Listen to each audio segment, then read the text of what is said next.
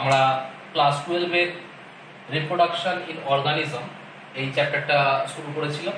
আমাদের একটা ক্লাস হয়েছে এবং আমরা তার মধ্যে 1.1, 1.2 এবং 1.3 এই তিনটে টপিক আলোচনা করেছিলাম। আজকে আমরা 1.4 ঢুকবো, কিন্তু 1.4 ঢোকার আগে আমরা একটু জাস্ট সামারাইজ করে নিই যে আমরা কি কি পড়েছিলাম। আমাদের গত দিনে যদি তোমরা একটু রিমাইন্ড করো, গত দিনে আমরা 1.1-এ যে টপিকটা আমাদের ছিল সেটা হচ্ছে রিপ্রোডাকশন। জাস্ট একটা এলিমেন্টারি আইডিয়া দেওয়া হয়েছিল যে রিপ্রোডাকশন কি, কিভাবে হয়, তার ইম্পর্টেন্স বা গুরুত্বটা কি, সেগুলো সম্পর্কে ছোটখাটো আমরা একটা আইডিয়া দেখেছিলাম। এটা ছিল 1.1। 1.2-তে বলা হয়েছিল যে মোডস অফ রিপ্রোডাকশন, রিপ্রোডাকশন কত প্রকারের হয়, মোডস অফ রিপ্রোডাকশন। সেখানে আমরা asexual as well as vegetative reproduction এবং সেক্সুয়াল রিপ্রোডাকশন দুটো দেখেছিলাম। 1.3 যেটা ছিল, 1.3-তে ছিল অ্যাসেক্সুয়াল রিপ্রোডাকশন সম্পর্কে আমরা আলোচনা করেছিলাম এবং অ্যাসেক্সুয়াল রিপ্রোডাকশনের ডেফিনেশন করেছিলাম এবং তার ইম্পর্টেন্স বা গুরুত্বটা আমরা দেখেছিলাম। এই ছিল আমাদের গত দিনের ক্লাসের টপিক। তো আজকে আমরা যেটা পড়বো, আজকের আমাদের টপিক হচ্ছে 1.3 পর 1.4, যেটা আজকে হচ্ছে মোডস অফ অ্যাসেক্সুয়াল রিপ্রোডাকশন। যেহেতু আমরা অলরেডি অ্যাসেক্সুয়াল রিপ্রোডাকশনের ডেফিনেশন, তার ইম্পর্টেন্স পড়ে ফেলেছি, তো এবার আমরা ঢুকবো হচ্ছে কিভাবে অ্যাসেক্সুয়াল রিপ্রোডাকশন বা অযৌন জনন সংঘটিত হয় বা কিভাবে ঘটে।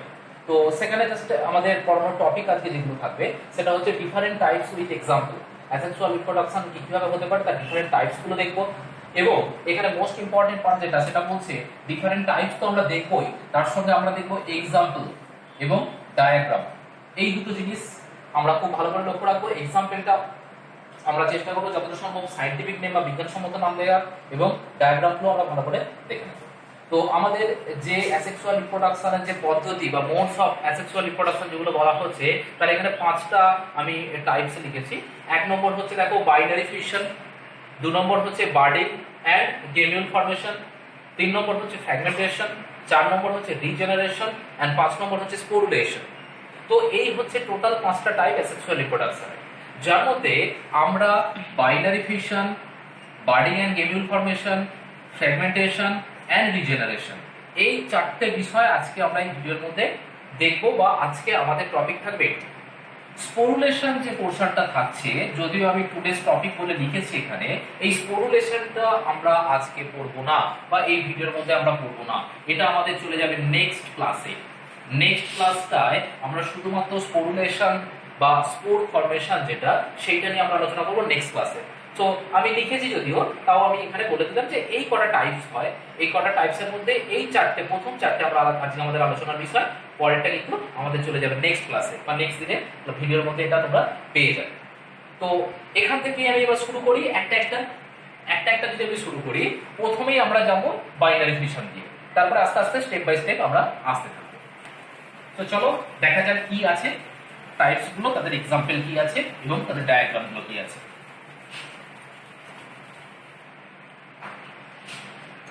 প্রথমেই আমাদের যেটা রয়েছে সেটা হচ্ছে 1 নম্বর, যেটা আমরা লিখেছিলাম বাইনারি ফিশন। এটাকে আমি একদম ফিশন, বাইনারি ফিশনে ঢোকার আগে একদম ফিশন বা বিভাজন থেকে শুরু করছি। ফিশন এর বাংলাটা আমি লিখে দিচ্ছি পাশে, সেটা হচ্ছে বিভাজন। ফিশন বা বিভাজন বা কোনো কিছুকে ভাঙা। বিভাজন এটাকে আমি দুটো ভাগে ভাগ করতে পারি। একটা হচ্ছে বাইনারি ফিশন, বাইনারি ফিশন বা বাংলায় বলা হচ্ছে দ্বিবিভাজন।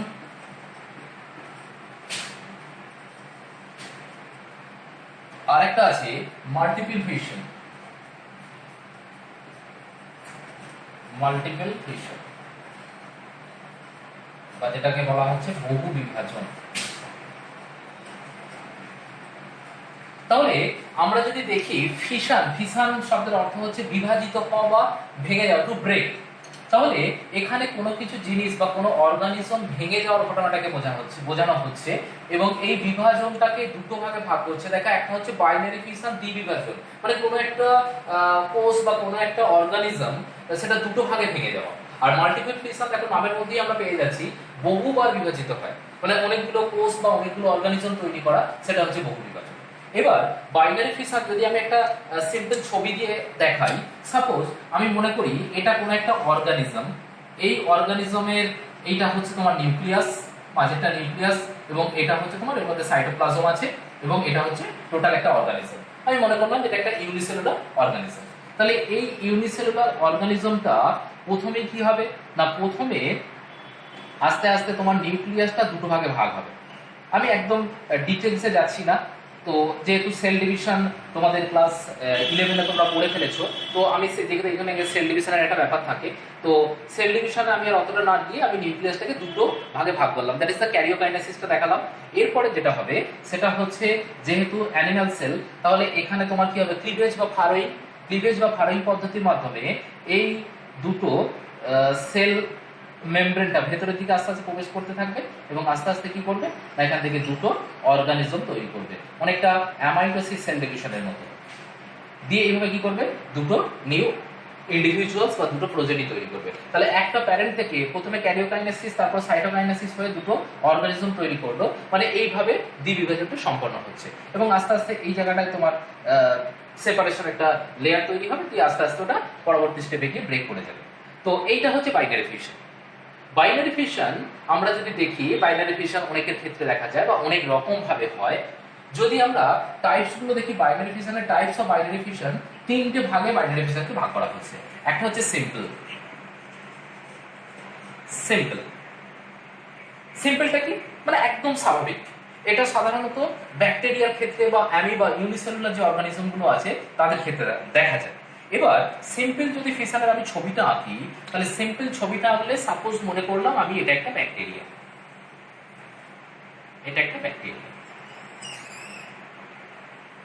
ব্যাকটেরিয়ার কোষের নিউক্লিয়াসটি কি হবে না, আস্তে আস্তে বিভাজিত হবে।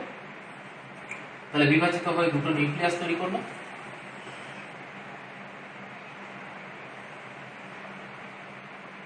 দুটো নিউক্লিয়াস ফর্ম করলো, এবং এই মাঝখান বরাবর কি হবে না, সেল মেমব্রেনটা ভেতরের দিকে প্রবেশ করতে শুরু করবে, এবং আস্তে আস্তে কি করবে, দুটো অবয়ব তৈরি করবে। পরবর্তী স্টেজে গিয়ে এটা দুটো অবয়ব কোষ তৈরি করবে। তাহলে এটা জাস্ট বাইনারি ফিশন প্রথম যে ছবিটা এঁকেছিলাম ঠিক তার মতোটাই হলো, এবং এটা আস্তে আস্তে তোমার একটা সেল থেকে বা একটা ব্যাকটেরিয়া থেকে দুটো ব্যাকটেরিয়া তৈরি হলো। That is the simple binary fission বা সরল দ্বিবিভাজন।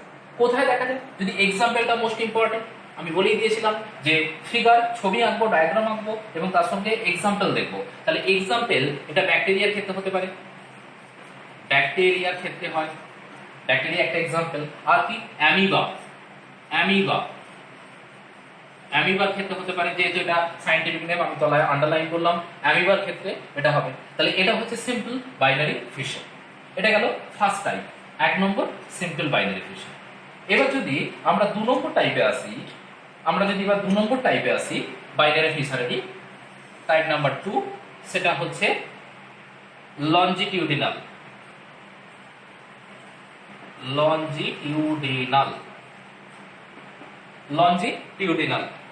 লঞ্জিটিউডিনালের ক্ষেত্রে কি হয় না, লঞ্জিটিউডিনালি ডিভাইড হয়, এবং এটা সাধারণত দেখা যায় তোমার ইউগ্লিনার ক্ষেত্রে। আগে আমি এক্সাম্পলটা বলে দিই, এটা দেখা যায় হচ্ছে তোমার ইউগ্লিনার ক্ষেত্রে। ইউগ্লিনার ক্ষেত্রে এই ধরনের টাইপ দেখা যায়, এবং সেটা কি হয় না, লঞ্জিটিউডিনালি ডিভাইড হয়। আমি ছবিটা আঁকলে আরো ক্লিয়ার হবে, আমি ছবিটা পাশে আঁকছি।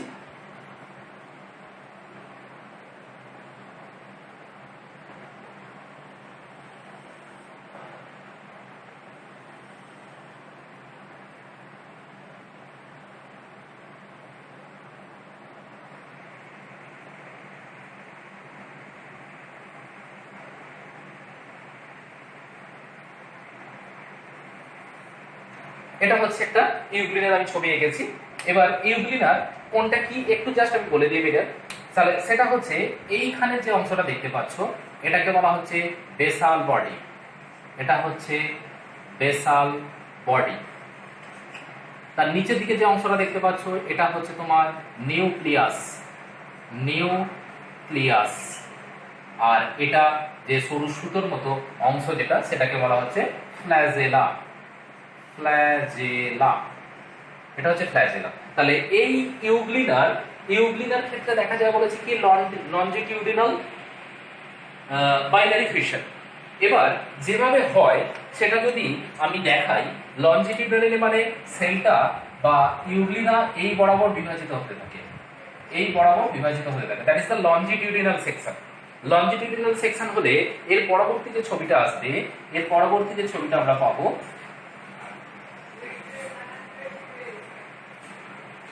সেটা হচ্ছে, দেখো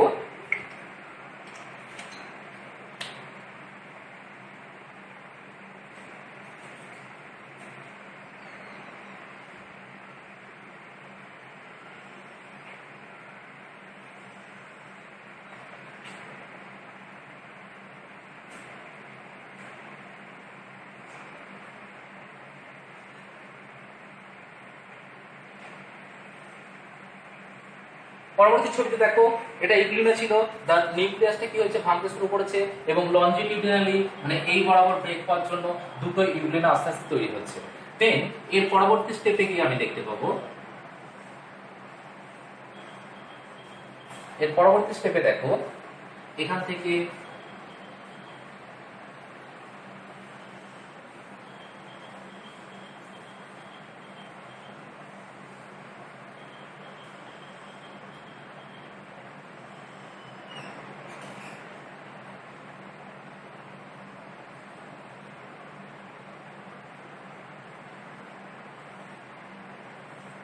দেখো দুটো প্রোজেরিয়াম আমার তৈরি হয়েছে। তাহলে লঞ্জিটিউডিনালি ডিভাইড হয়ে আস্তে আস্তে ফার্স্ট, সেকেন্ড এন্ড থার্ড স্টেপে গিয়ে এটা হয়ে গেল তোমার কি না ইউগ্লিনার ক্ষেত্রে লঞ্জিটিউডিনালি বাইনারি ফিশন এবং দুটো ভাগে ভাগ হলো। এটা হচ্ছে তোমার 2 নম্বর টাইপের। 3 নম্বর টাইপ হচ্ছে যেটা, সেটা হচ্ছে তোমার 3 নম্বর টাইপ হচ্ছে ট্রান্সভার্স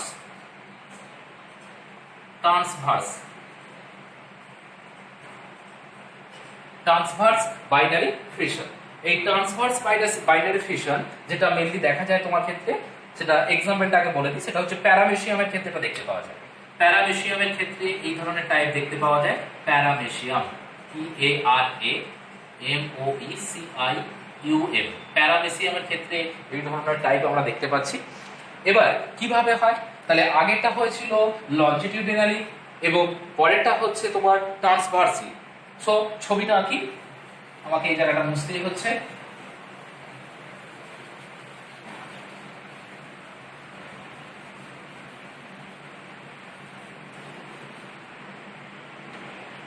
আগে আমি প্যারামেসিয়ামের একটা ছবি আঁকি, প্যারামেসিয়ামের ছবি আঁকি।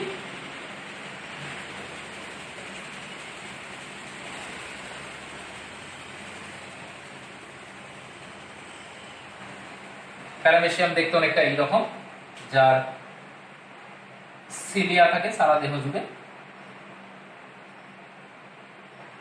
ইউগ্লিনার যেটা লোকোমোটরি অর্গান সেটা হচ্ছে তোমার ফ্ল্যাজেলা, যেটা আমরা আগে দেখলাম, এবং প্যারামেসিয়ামের যে লোকোমোটরি অর্গান বা গমন অঙ্গ সেটা হচ্ছে সিলিয়া, যেটা আমরা ক্লাস 10 এ পড়েছি যে প্যারামেসিয়াম সিলিয়া সঞ্চালনের মাধ্যমে স্থান পরিবর্তন করে। তো এখানে যে সরু সুতোর মতো অংশগুলো দেখতে পাচ্ছি সেটা হচ্ছে সিলিয়া, এবং এখানে প্যারামেসিয়ামের দেহের দুই দিকে দুটি কন্ট্রাক্টাইল ভ্যাকুইল বা সংকোচী গহ্বর থাকে।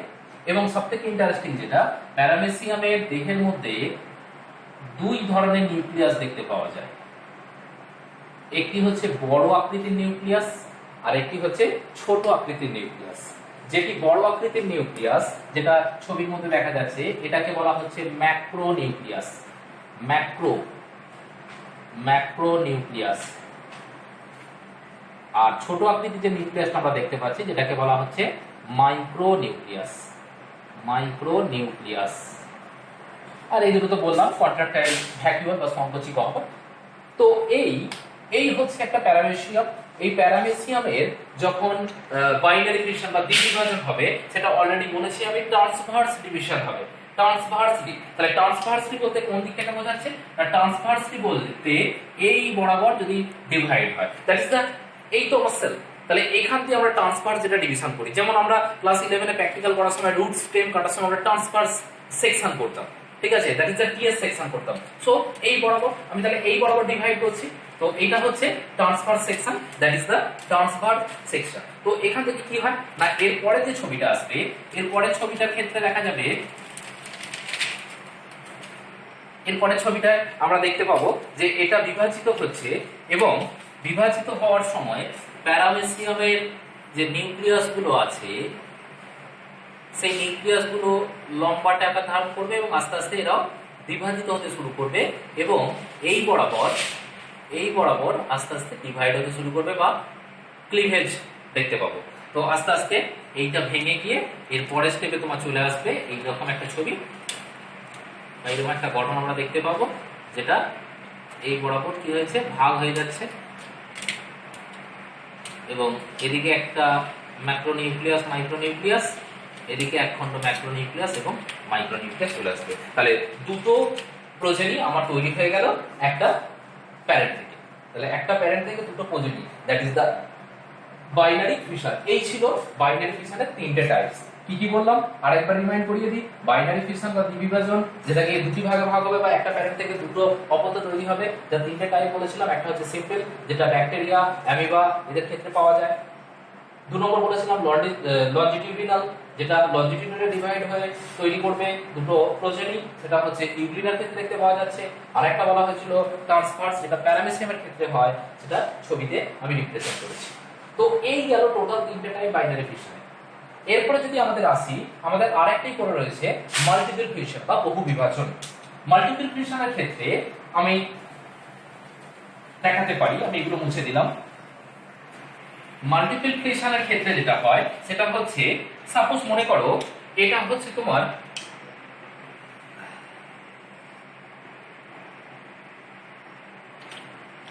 নিউক্লিয়াস এবং এটা হচ্ছে তোমার পুরো সেলটাকে বোঝানো হচ্ছে বা অর্গানিজমটাকে বোঝানো হচ্ছে। তো এখান থেকে আস্তে আস্তে কি হয় না, এই নিউক্লিয়াসটা বারবার ডিভাইড হয়ে অসংখ্য নিউক্লিয়াস তৈরি করে। নিউক্লিয়াসটি বারবার ক্যারিওকাইনেসিসের ফলে অসংখ্য নিউক্লিয়াস তৈরি করে। তাহলে এটা হচ্ছে প্রথম নিউক্লিয়াস এবং এটা মেনলি দেখতে পাওয়া যায় প্লাজমোডিয়ামের ক্ষেত্রে। আমি প্লাজমোডিয়ামের ছবি আঁকছি। তো প্লাজমোডিয়ামের ক্ষেত্রে এই জিনিসটা দেখা যায়। তো এই দশাটাকে আমি বলতে পারি কি, সাইজন দশা, সাইজন ফেজ। এই সাইজন দশা থেকে আস্তে আস্তে কি হচ্ছে, নিউক্লিয়াসটা বারবার রিপিটেড ডিভিশন হয়ে বা ক্যারিওকাইনেসিস হয়ে তোমার অসংখ্য ডটার নিউক্লিয়াস তৈরি করছে। এগুলোকে বলা হচ্ছে কি ডটার নিউক্লিয়াস। ডটার নিউক্লিয়াস তৈরি করছে। এই ডটার নিউক্লিয়াস গুলো কিছুটা পরিমাণ সাইটোপ্লাজমকে নিয়ে তোমার কি তৈরি করছে না, কিছুটা পরিমাণ সাইটোপ্লাজম নিয়ে তোমার তৈরি করছে এই ধরনের সেট তৈরি করে।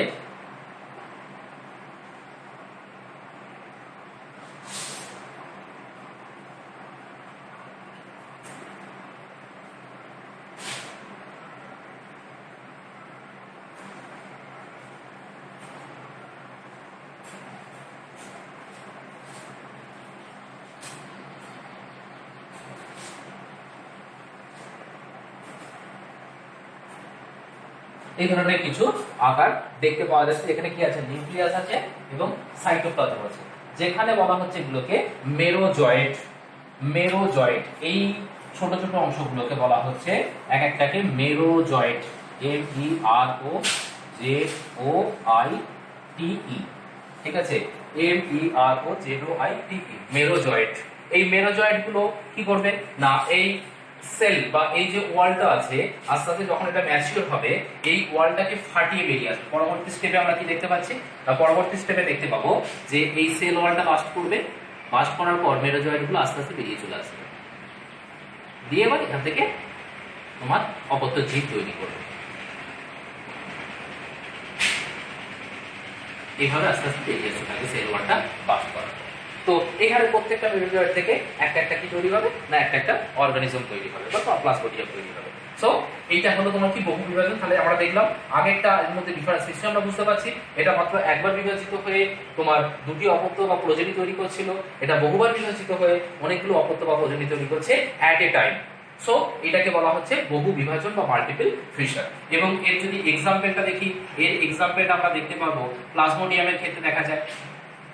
প্লাজমোডিয়াম যেটা ম্যালেরিয়ার প্যারাসাইট, প্লাজমোডিয়াম। এছাড়াও আরেকটা এক্সাম্পল বলে নাকি অ্যামিবার ক্ষেত্রেও দেখা যায় এটা, অ্যামিবা এর ক্ষেত্রেও দেখা যায়, এরকম আরো কিছু এক্সাম্পল আছে। এই গেল টোটাল ফিশন বা বিভাজন। তো এইটা ফার্স্ট আমাদের যে মোড অফ রিপ্রোডাকশন ছিল, ফিশনটা কমপ্লিট হলো এই পর্যন্ত। এরপর টপিক যেটা আছে, এর পরের টপিকে আমি চলে যাই। আমাদের 2 নম্বরে ছিল মোড অফ রিপ্রোডাকশনের, সেটা হচ্ছে বার্ডিং। মোড অফ রিপ্রোডাকশনে 2 নম্বর ছিল বার্ডিং বা পরোপোদ্গম।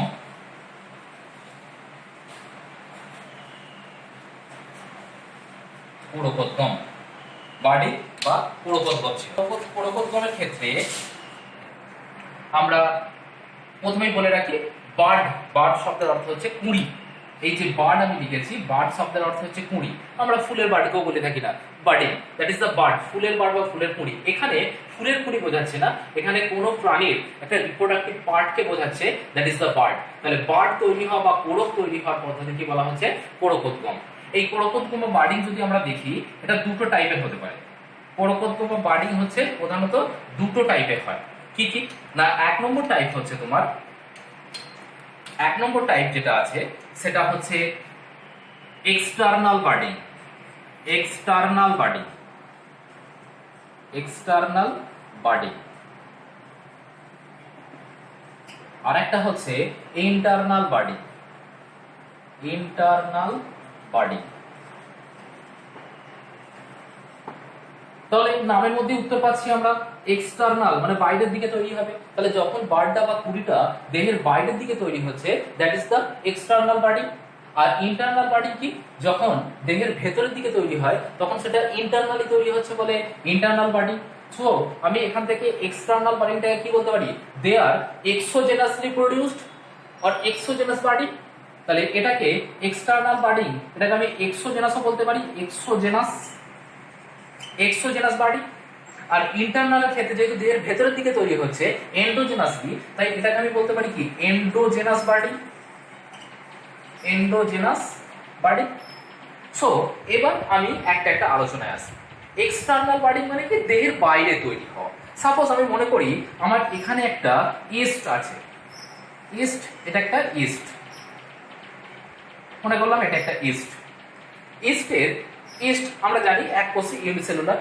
তো এখান থেকে দেখা গেল ইস্টের নিউক্লিয়াসটা আস্তে আস্তে লম্বাটে আকার ধারণ করলো, বিভাজিত হয়ে এখানে একটা ছোট্ট পুরীর মতো অংশ তৈরি করলো, এবং যার মধ্যে এই নিউক্লিয়াসটা বিভাজিত হওয়ার পর এর একটা খণ্ড বা কপি এখানেই থাকবে। তো সেটা আমরা জানি যে আমার ডিসকাস পদ্ধতিতে হচ্ছে। তো আমি আর সেখানে যাচ্ছি না, জাস্ট এরকম একটা পুরী দেখতে পেলাম। এটা ইস্টের ক্ষেত্রে হলো, দ্যাট ইজ দ্য ইস্ট। ইস্টের ক্ষেত্রে তাহলে এটি কি, এক্সটার্নাল মানে দেহের বাইরের দিকে তৈরি হচ্ছে, দ্যাট ইজ দ্য বার্ড। তাহলে এটাকে আমি বলতে পারি কি, এটা হচ্ছে আমার বার্ড। এবং যেটা কি হবে, বার্ডটা প্যারেন্ট থেকে ডিটাচড হওয়ার পর যখন প্যারেন্ট থেকে আলাদা হয়ে যাবে, সেটা কি করবে, বার্ড থেকে আস্তে আস্তে নিউ ইন্ডিভিজুয়ালস তৈরি করবে। নিউ ইন্ডিভিজুয়াল তৈরি হবে, এবং এটা রয়ে যাবে কি, এটা তোমার প্যারেন্ট হিসাবেই রয়ে যাবে, এবং এখান থেকে তৈরি হবে নিউ ইন্ডিভিজুয়ালস। এবার এটা গেল কি, এটা হচ্ছে ইস্ট এবং প্ল্যান্টের ক্ষেত্রে। যদি অ্যানিম্যালের ক্ষেত্রে একটা আঁকি,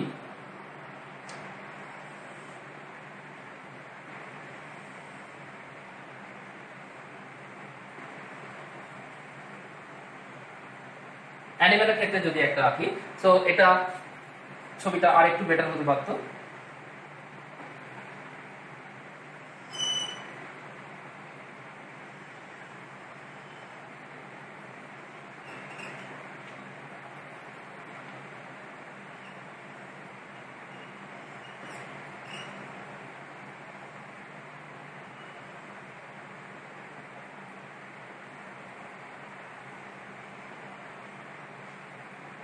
তাহলে এটা মোটামুটি দেখে বোঝা যাচ্ছে একটা হাইড্রার আমি ছবি এঁকেছি। তাহলে এটা হচ্ছে হাইড্রা। এই হাইড্রার ক্ষেত্রে যেখানে কি হয় না, দেহের বাইরের দিকে এইরকম একটা বার্ড তৈরি হয়, দেহের বাইরের দিকে এটা হচ্ছে বার্ড। সো এখান থেকে আমি দুটো জিনিস দেখলাম না, দুটো কুড়ি তৈরি হচ্ছে, যেটা ইস্টের ক্ষেত্রে একটা দেখিয়েছি এবং হাইডার ক্ষেত্রে একটা দেখিয়েছি। তাহলে এই যে বার্ডিং গুলো যেহেতু দেহের বাইরে তৈরি হলো, এই জন্য এগুলোকে বলা হচ্ছে এক্সটার্নাল বার্ডিং, আর দেহের ভেতরে যখন তৈরি হচ্ছে সেগুলোকে বলা হচ্ছে ইন্টারনাল বার্ডিং। তাহলে এটা হচ্ছে একটা এক্সটার্নাল বার্ডিং, এটা একটা এক্সটার্নাল বার্ডিং। তাহলে আমরা এক্সাম্পলটা নিশ্চয়ই পেয়ে গেলাম যে এক্সটার্নাল বার্ডিং এর দুটো এক্সাম্পল। এখান থেকে যদি বলে give an example of plant budding, plant budding, আর একটা হতে পারে অ্যানিম্যাল বার্ডিং, অ্যানিম্যাল বার্ডিং। তাহলে প্ল্যান্ট বার্ডিং এর এক্সাম্পল পেয়েছি আমরা ইস্ট, এবং এর সায়েন্টিফিক নেম হচ্ছে স্যাকারোমাইসিস, স্যাকারোমাইসিস sp। আর অ্যানিম্যাল বার্ডিং এর মধ্যে এক্সাম্পল হচ্ছে হাইড্রা, হাইড্রা। সবসময় এটা মনে রাখবে, প্ল্যান্ট বার্ডিং এর এক্সাম্পল হচ্ছে ইস্ট, যার সায়েন্টিফিক নেম হচ্ছে স্যাকারোমাইসিস সেরিভিসি, এবং অ্যানিমাল বার্ডিং হচ্ছে হাইড্রা। তো এই হয়ে গেল এক্সটার্নাল বার্ডিং, দে আর এক্সোজেনাসলি প্রোডিউসড। এই টপিকটা হয়ে যাওয়ার পর আমরা চলে আসছি কোথায়, ইন্টারনাল বার্ডিং। তাহলে ইন্টারনাল বার্ডিং মিন্স যখন ইন্টারনালি তৈরি হচ্ছে। তো ইন্টারনালি তৈরি হওয়ার জন্য এবং এন্ডোজেনাসলি প্রোডিউস, এটা আমি বলেও দিয়েছি। এখানে একটা ছবি আঁকি, তাহলে এখানে যদি আমি একটা ছবি আঁকি, আমি এরকম একটা ছবি দেখব।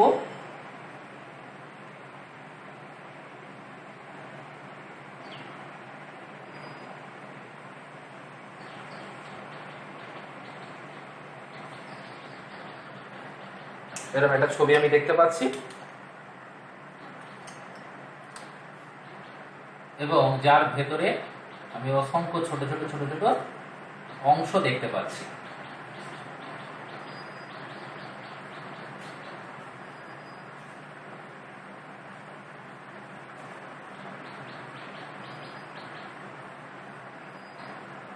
ছোট অংশ দেখতে পাচ্ছি।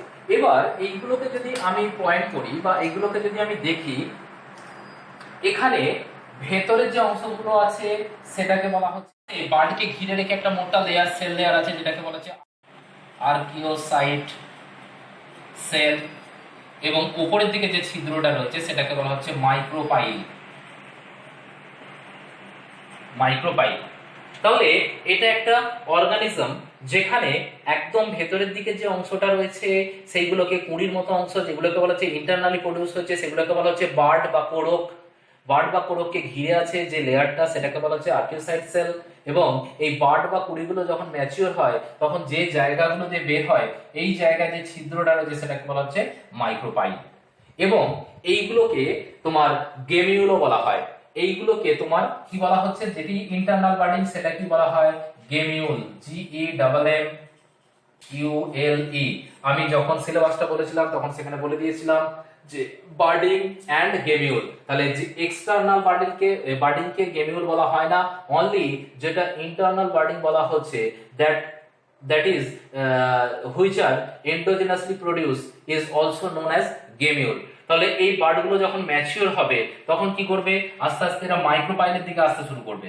এই মাইক্রোপাইলের দিকে এসে এরা কি করবে, অনেকটা একটা কলোনি ফর্ম করবে। কলোনি ফর্ম করার পর আস্তে আস্তে মাইক্রোপাইল দিয়ে বেরিয়ে যাবে। দ্যাট ইজ দ্য, এটা হচ্ছে তোমার gemmule or internal budding, that they are endogenously produce.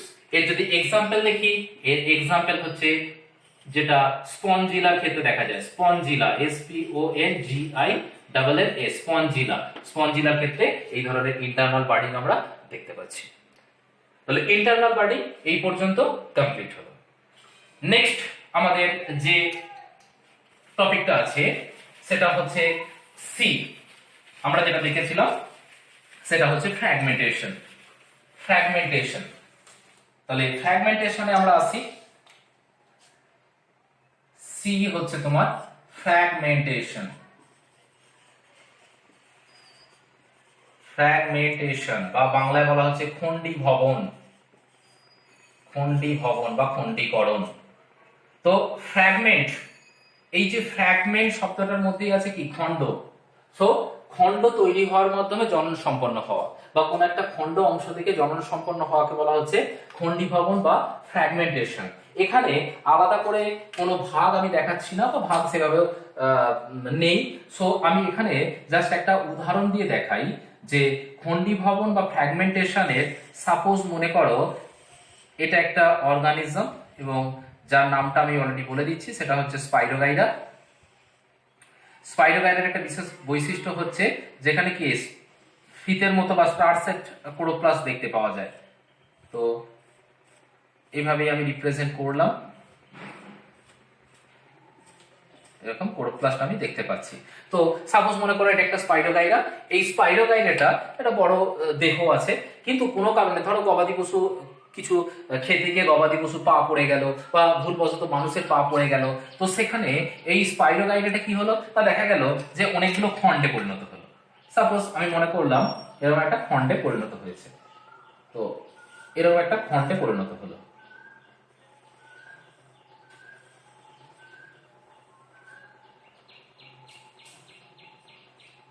খণ্ডে পরিণত হয়েছে, যা ক্লোরোপ্লাস্ট থেকে এখান থেকে কি হবে, এখান থেকে তৈরি হচ্ছে একটা নিউ ইন্ডিভিজুয়ালস, নিউ প্রোজেনি। এবং সেটা কি হবে না, স্পাইরোগাইরা যেটা প্যারেন্ট যেটা ছিল তার মতো একই রকম দেখতে তৈরি হবে। তাহলে কোনো একটা খণ্ড থেকে যখন অপত্য তৈরি হচ্ছে বা নতুন প্রোজেনি তৈরি হচ্ছে, সেটাকে বলা হচ্ছে ফ্র্যাগমেন্টেশন বা তোমার খণ্ডি ভবন। তাহলে খণ্ড থেকে কোনো একটা জীব তৈরি হওয়া।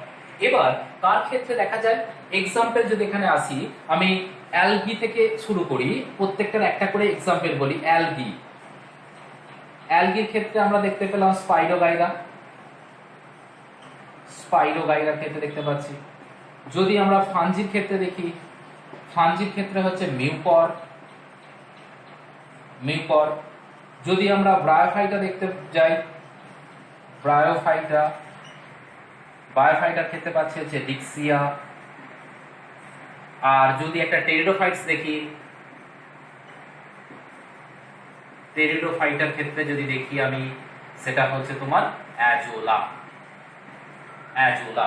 আমি প্রত্যেকটা গ্রুপের একটা করে এক্সাম্পল আমি বলেছি। তাহলে অ্যালগির ক্ষেত্রে স্পাইরোগাইরার ক্ষেত্রে দেখা যায় ফাঞ্জির মিউকর, ব্রায়োফাইটার ডিক্সিয়ার একটা এক্সাম্পল বললাম, টেরিডোফাইটার একটা এক্সাম্পল বললাম, অ্যাজোলা। এই হচ্ছে ফ্র্যাগমেন্টেশন বা কোনো একটা খণ্ড কোনো কারণে যদি ভেঙে যায়, সেই খণ্ড থেকে আবার নতুন করে একটা অপত্য জীব তৈরি করার পদ্ধতিটাকে বলা হচ্ছে ফ্র্যাগমেন্টেশন বা খণ্ডি ভবন।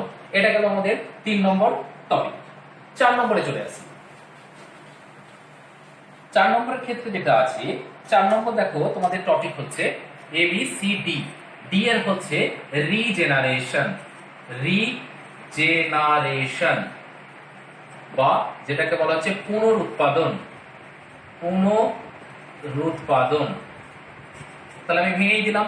রি, রি মানে শব্দের অর্থ কি, পুনরায়। আর জেনারেশন, জেনারেট বা তৈরি হওয়া। তাহলে পুনরায় কোনো জিনিস তৈরি হওয়াকে বলা হচ্ছে রিজেনারেশন। একটা ছবি আঁকি, ছবি আঁকলে বিষয়টা আরো ক্লিয়ার হবে। সেটা দেখো, সাপোজ মনে করো এটা আমি একটা প্ল্যানোরিয়ার ছবি আঁকছি।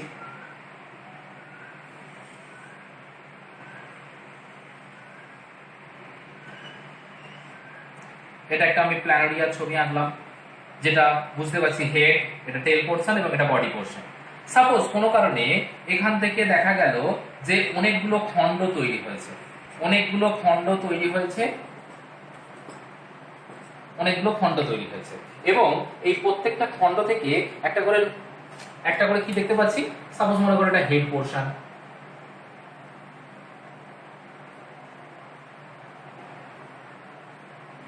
এটা বডি পোর্শন, এটা টেল পোর্শন। এইভাবে প্রত্যেকটা খণ্ড তৈরি হচ্ছে। এবং যদি এই প্রতিটি খণ্ড থেকে একটি করে নিউ ইন্ডিভিজুয়ালস তৈরি হয়, প্রতিটি খণ্ড থেকে একটি করে নিউ ইন্ডিভিজুয়ালস তৈরি হয়, তাহলে বলবো কি যে এটা পুনরুৎপাদন বা রিজেনারেশন ঘটেছে। এবং এটা কিন্তু হয়ে থাকে দেহের কোনো একটি খণ্ড থেকে পুনরায় অপত্য জীব তৈরি করা বা নতুন জীব তৈরি করা। এই পদ্ধতিটাকে বলা হচ্ছে তোমার কি না, এই পদ্ধতিটাকে বলা হচ্ছে রিজেনারেশন। তাহলে প্যারেন্ট ছিল, প্যারেন্টের দেহের কোনো খণ্ড থেকে একটা করে নতুন অপত্য, তাহলে প্রত্যেকটা খণ্ড থেকে কি হবে, একটা করে নতুন অপত্য তৈরি হবে। তাহলে এইটাকে বলা হচ্ছে রিজেনারেশন। এবং কোথায় দেখা যায় না, এটার এক্সাম্পল হচ্ছে প্ল্যানোরিয়া, PLANORIA, প্ল্যানোরিয়ার ক্ষেত্রে এটা দেখা যায়। এবার এখানে দুটো ছোট ছোট এসকিউ বা শর্ট কোশ্চেন আমি বলতে থাকবো। দুটো ছোট ছোট আমি শর্ট কোশ্চেন বলি। সেটা হচ্ছে 1 নম্বর, একটা হচ্ছে কোনো খণ্ড থেকে, কোনো খণ্ড, সাপোজ মনে করো এটা একটা খণ্ড ছিল, এই খণ্ড থেকে কি হয়েছে, একটা অপত্য জীব তৈরি হয়েছে। তাহলে দেহের কোনো খণ্ড থেকে যদি পূর্ণাঙ্গ একটা জীব সৃষ্টি হয়, সেই ঘটনাটাকে বলা হচ্ছে মরফোল্যাক্সিস। তাহলে ফার্স্ট শর্ট কোশ্চেন কি বললাম, মরফোল্যাক্সিস, মরফোল্যাক্সিস। তাহলে মরফোল্যাক্সিস কি বললাম, কোনো একটা খণ্ড থেকে একটা পূর্ণাঙ্গ জীব তৈরি হওয়ার পদ্ধতিটাকে বলা হচ্ছে মরফোল্যাক্সিস। তাহলে এটা একটা খণ্ড ছিল, এখান থেকে একটা পূর্ণাঙ্গ জীব, তাহলে এই প্রসেসটাকে বলা হচ্ছে মরফোল্যাক্সিস। এটা হচ্ছে কোশ্চেন নাম্বার 1। কোশ্চেন নাম্বার 2 তে যদি যাই, কোশ্চেন নাম্বার 2 তে যেটা বলা হচ্ছে এপিমরফোসিস। এপিমরফোসিস, এপিমরফোসিস, হোয়াট ইজ দিস? এপিমরফোসিস হচ্ছে যে কোনো একটা জীবের তোমার কোনো একটা অংশ, ধরো এই একটা জীবের একটা অংশ ছিল, এই অংশটা কোনো কারণে কেটে বাদ হয়েছে, তাহলে পড়ে রইল কি, আমার এইটুকু অংশ পড়ে রইল, এইটুকু অংশ। তাহলে এইটুকু অংশ যদি নতুন করে আবার তৈরি হয়, যদি নতুন করে আবার তৈরি হয়, সেই ঘটনাটাকে বলা হচ্ছে এপিমরফোসিস। তাহলে দুটো শর্ট কোশ্চেন বললাম, এটাকে ভালো করে নোট করবে। মেটামরফোসিস বললাম কি, কোন একটা জীবের খণ্ড থেকে যদি পূর্ণাঙ্গ জীব সৃষ্টি হয়, সেটাকে বলা হচ্ছে মরফোল্যাক্সিস। আর এপিমরফোসিস বলা হচ্ছে কোন দেহের, সাপোজ মনে করো এইটা একটা জীব, আমার এটা একটা অর্গানিজম, এই অর্গানিজমের এই পার্টটা দেহ থেকে বেরিয়ে চলে গেল, এই পার্টটা দেহ থেকে চলে গেল, তাহলে এই কাটা অংশটা কি পড়ে রইল। তাহলে এই জায়গাটা যদি নতুন করে আবার তৈরি হয়, নতুন করে আবার তৈরি হয় মানে এই জিনিসটা যদি আবার চলে আসে বা নতুন করে তৈরি হয়, সেটাকে বলা হচ্ছে এপিমরফোসিস। এবং এখান থেকে স্টুডেন্টদের জন্য একটা হটস কোশ্চেন বলে রাখি, একটা হটস কোশ্চেন বলি। হটস,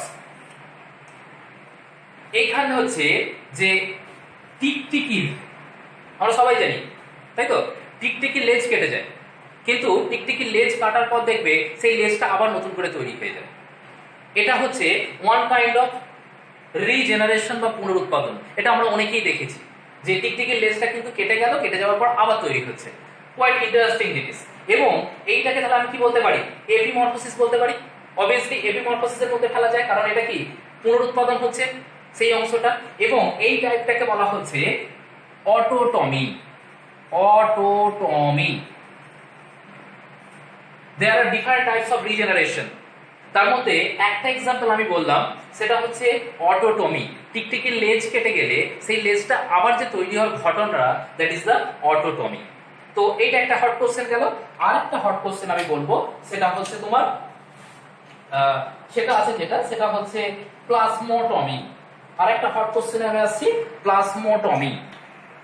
2 নম্বর কোশ্চেন, প্লাজমোটমি।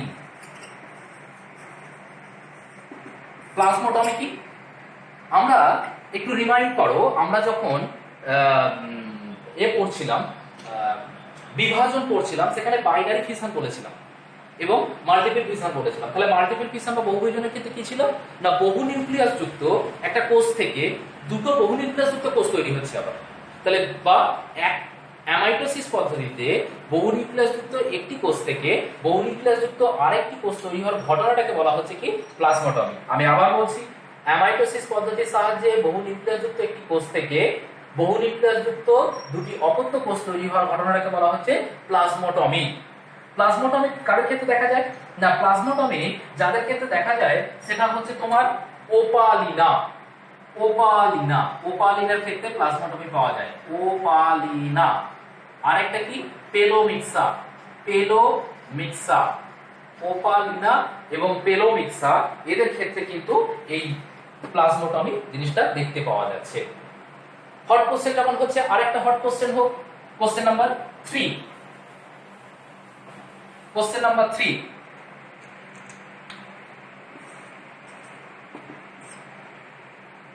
কোশ্চেন নাম্বার 3 বলা হচ্ছে যে ব্লাস্টোজেনিক, ব্লাস্টোজেনিক অর সোমাটোজেনিক, সোমাটোজেনিক ডিভিশন,